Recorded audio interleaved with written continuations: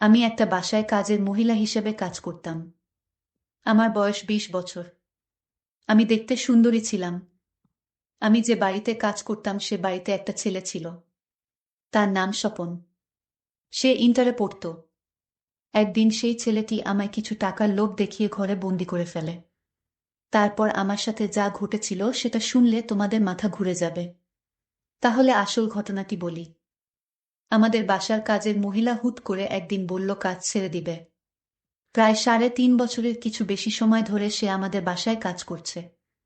তার কাজ ছিল খুবই ভালো, তাকিয়ে থাকার মতো। আমরা তাকে আন্টি ডাকতাম। কাজ ছেড়ে দেওয়ার কারণ হলো সে পরিবার সহ ঢাকা শহর ছেড়ে নিজের দেশের বাড়ি কিশোরগঞ্জ চলে যাবে। হুট করে নতুন কাজের মহিলা কোথায় পাবে এ নিয়ে আম্মু খুব টেনশনে পড়ে গেল। কারণ এখন 80% মহিলারাই গার্মেন্টসে চাকরি করছে। বাসা বাড়ির কাজের চেয়ে গার্মেন্টসের কাজে তাদের আয় বেশি হয়। আম্মু টেনশন শুনে কাজের আন্টি বলল সে নিজেই তার পরিচিত একজনকে জোগাড় করে দিবে। আম্মু কিছুটা নিশ্চিন্ত হলেও পুরোপুরি ভরসা করতে পারল না। সবার কাজ তো আর পরিপাটি নয়। তাই আন্টিকে বলল তিনি কাজ ছাড়ার আগেই যেন একদিন সেই মেয়েকে নিয়ে আসেন। একদিন কাজ করিয়ে দেখতে হবে। ভালো না হলে আম্মু নিজেই লোক লাগিয়ে কাউকে খুঁজে নিবে। কথা মতো একদিন মাত্র 20-25 বছরের একটা মেয়েকে সাথে করে নিয়ে এলো সে। মেয়েটাকে দেখে আমরা অবাক হলাম। দেখতে যেমন সুন্দর, পরনের পোশাকও তেমনি পরিচ্ছন্ন। এই মেয়ে বাসার কাজ করবে ভাবতেই আমরা আশ্চর্য বোধ করছিলাম। কাজের আন্টির পরিবর্তে সেদিন কাজ করল মেয়েটা। আন্টি এবং আম্মু মিলে দিক নির্দেশনা দিচ্ছিল। কাজ শেষে তাদেরকে চা বিস্কুট দেওয়া হলো। খেতে খেতে মেয়েটাকে পরিচয় করিয়ে দিচ্ছিল আন্টি। সে বলল তারা যেখানে থাকে সেখানেই মেয়েটা তার একমাত্র ছেলের সন্তানকে নিয়ে ভাড়া এসেছে। নতুন এসেছে এই এলাকায়। এসেই সবার কাছে অনুরোধ করছে কেউ কোনো কাজ জোগাড় করে দিতে পারলে উপকার হবে। মেয়েটির স্বামী আছে, কিন্তু তার স্বামী তার সাথে প্রতিদিন ঝগড়া করে। তাই সে চলে এসেছে। তাই সে রাগ করে এখানে এসে নতুন ভাড়া নিয়েছে আর দুটো বাসা বাড়ির কাজ করছে বর্তমান। আগে কখনো করেনি। 1 তারিখের আগে থেকেই মেয়েটি নিয়মিত কাজে আসতে লাগলো। একদিন দেখলাম কাপড় ধুচ্ছে আর ফুপিয়ে কাঁদছে সে। আমরা নানান রকম প্রশ্ন করার পরও সে কিছুই বলেনি। এরপর থেকে প্রায় দেখতাম সে কাঁদছে। আমরা অনেকবার জিজ্ঞেস করার পর কিছু জানতে না পেরে একসময় জিজ্ঞেস করা বন্ধ করে দিলাম। একদিন সে তার ছেলেকে নিয়ে এলো। প্রথমবার ছেলেকে এনে সে অনেক সংকোচ বোধ করতে লাগলো। আমরা তাকে সহজ হতে ভরসা দিলাম। যেহেতু বাচ্চাটা ছোট সেহেতু মাঝে মধ্যে আনতেই পারি। শুনলাম প্রতিদিন ছেলেটাকে ঘরে একা তালা মেরে চলে আসে। আশেপাশে মেয়েটার কোনো আত্মীয় বা পরিচিত নেই। দেশের বাড়ি বরিশাল। এরপর থেকে ছেলেটাকে প্রায়ই নিয়ে আসতো। আমরা তাকে সবসময় এটা সেটা খেতে দিতাম। বাচ্চাটা ভয় নিতে না চাইলে তার মায়ের কথাই নিত। খুবই শান্ত বাচ্চা ছিল। একদিন মেয়েটা বাচ্চাকে কোলে নিচে এসে আমাদের রান্নাঘরে বসল। আম্মু রান্না করছিল। আমি আম্মুকে সাহায্য করছিলাম। সে বসার পর কান্নার বেগ বেড়ে উচ্চস্বরে পৌঁছে গেল। আমরা জিজ্ঞেস করার পর সে সবকিছু আমাদেরকে বিস্তারিত বলল। করুণভাবে আমাদের কাছে সাহায্য চাইল। মেয়েটা যা যা বলল তার মতো করেই সবকিছু বর্ণনা করলাম। আমি বাবা মার একমাত্র মেয়ে ছিলাম। আমার বড় 2 ভাইয়ের একজন সরকারি চাকরি করে, আরেকজন মুদি দোকানি। সবার মধ্যে একমাত্র হওয়ায় আমার দাপটি ছিল অন্যরকম। ধরাকে সরা জ্ঞান মনে করতাম। আমার অনেক অন্যায় আবদারও সবাই পূরণ করত। আমি ছিলাম সবার দুর্বলতা। সবার এত এত প্রশ্রয়ের কারণে আমি বিগড়ে যাচ্ছিলাম, সেটা কেউ বুঝল না।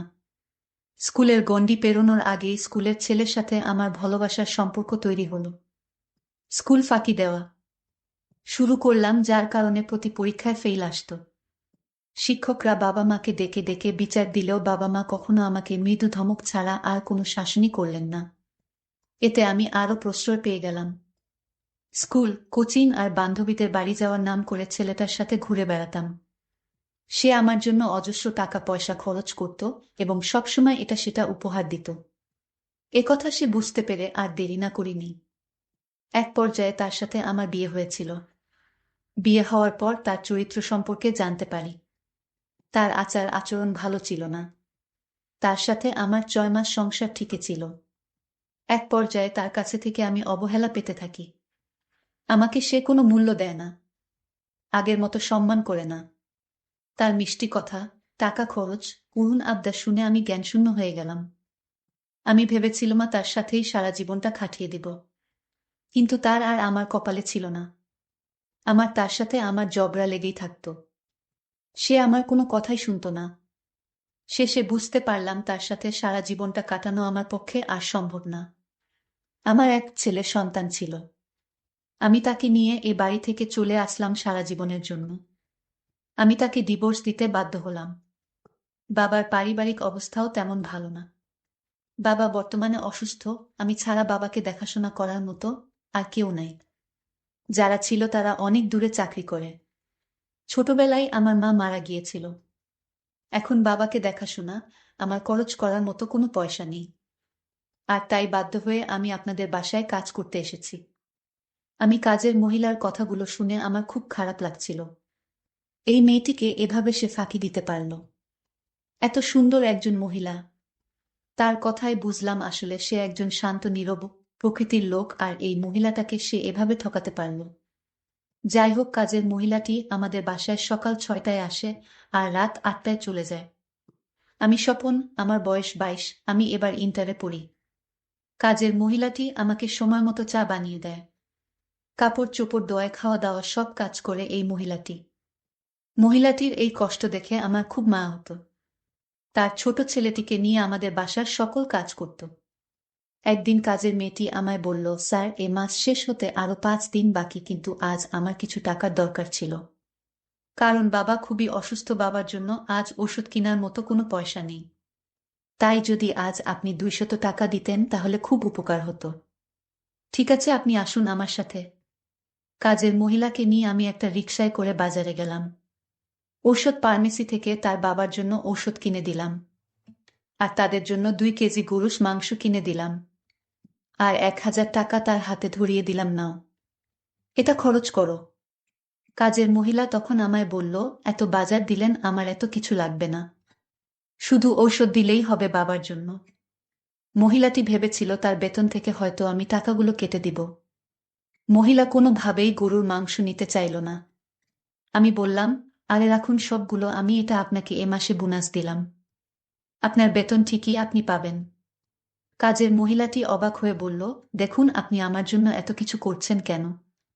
সে বলল, আরে আজ যদি আমার একটা বোন থাকতো তাহলে আমি কি তাকে দেখতাম না? কিন্তু আমার কেমন জানি একটা সন্দেহ হলো, ছেলেটি আমাকে এভাবে আর্থিকভাবে সাহায্য করার কারণ কি? আমার কেমন জানি বিষয়টা অদ্ভুত লাগলো। যাই হোক, আমি বাজার নিয়ে বাড়িতে ফিরলাম। তারপর রান্না করে বাবাকে খাওয়ালাম। পরের দিন আবার যখন তার বাসায় কাজ করতে গেলাম, তখন বাসার ছেলেটি, মানে আমি যাকে স্যার বলে ডাকি, তার নাম স্বপন। সে আমাকে তার রুমে ডাকলো এবং বলল, আপনি আমার জন্য ভালো করে একটি চা বানিয়ে নিয়ে আসুন। ঠিক আছে স্যার, আপনি বসেন, আমি নিয়ে আসছি।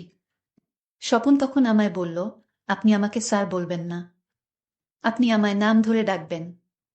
আমি তার কথা শুনে কিছুটা অবাক হয়েছিলাম। তারপর চা নিয়ে আসলাম।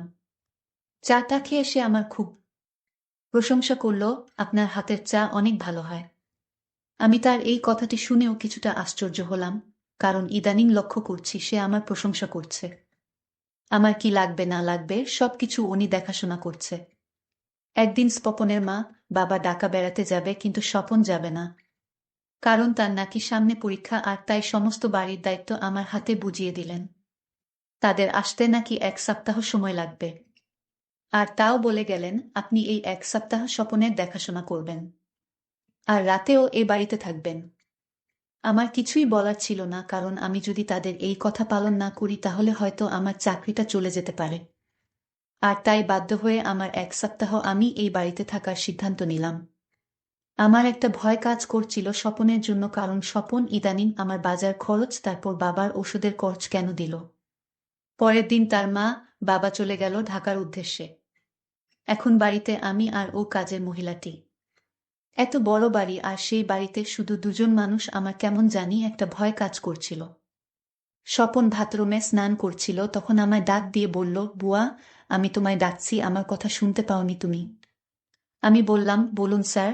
তখন সে বলল, টয়লেটে নিয়ে যেতে। আমি তার তোয়ালেটা এগিয়ে দিয়ে আসলাম। তারপর আমি এখান থেকে চলে আসলাম।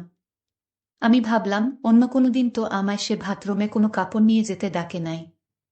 আজ কেন ডাকল? স্বপনের প্রত্যেকটা কাজ আমার কাছে অদ্ভুত মনে হলো। রাতের খাবার দিতে গেলাম স্বপনের রুমে। স্বপন তখন আমায় বলল, আমি একটা কথা বলতে চাই, কথাটি শুনে যান। আমি বললাম, কি স্যার বলুন।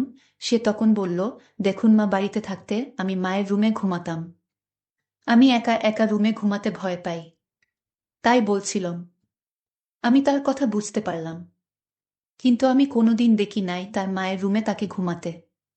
স্বপন তার রুমেই ঘুমাই একা একা, অথচ আজ বলছে সে একা থাকতে ভয় পায়। স্বপনের মন কি চায় তা আজও আমি জানতে পারিনি। আমি তখন বলেছিলাম, দেখুন আমি তো আপনার পাশের রুমে ঘুমাই। কোনো সমস্যা হলে বা কিছু লাগলে আমাকে ডাক দিয়েন, আমি নিয়ে আসব। দেখলাম স্বপনের মুখটা কিছুটা কালো হয়ে গেল। স্বপন বলল, ঠিক আছে। তারপর আমি আমার রুমে ঘুমাতে গেলাম। আমার কিছুতেই ঘুম আসছিল না। স্বপনের কথাগুলো বারবার মনে পড়ছিল। সে আমাকে টাকা দিল কেন, আমার মাথায় বারবার এসব চিন্তা ঘুরপাক খাচ্ছিল। পরের দিন সকালে সে আমাকে 5,000 টাকা দিয়ে বলল, এই টাকাটা রাখো। আমি বললাম, এত টাকা আমাকে কেন দিবেন? সে বলল, আপনার বাবার ওষুধ কিনে খাওয়ানোর জন্যই। কেন দিবেন আমায় এত টাকা? স্বপন বলল, এমনিতেই দিলাম তোমার বাবার জন্য। আমি বলেছিলাম, আপনার টাকা দেওয়ার পিছনে কোনো স্বার্থ আছে। সে বলল, আরে আপনি কি বলছেন? আমার আবার কি স্বার্থ? কাজের মহিলাটি বলল, এখনকার যুগে স্বার্থ ছাড়া কেউ কাউকে সাহায্য করে না। আরে আপনি টাকাগুলো রাখেন তো। কাজের মহিলাটি বলল, আমি মানুষের বাড়িতে কাজ করি, সংসার চালাই, কিন্তু কারো দয়া আমার পছন্দ না। আপনার টাকা আপনার হাতেই রাখুন। স্বপনের মনটা অনেক খারাপ হয়ে গেল। আমি তাকে তার বাবার জন্য ঔষধ কিনার টাকা দিলাম, আর সে কিনা আমাকে সন্দেহ করেছে। স্বপন আসলে আমার কাছে কি চায় আমি এটা ভেবে পাচ্ছি না।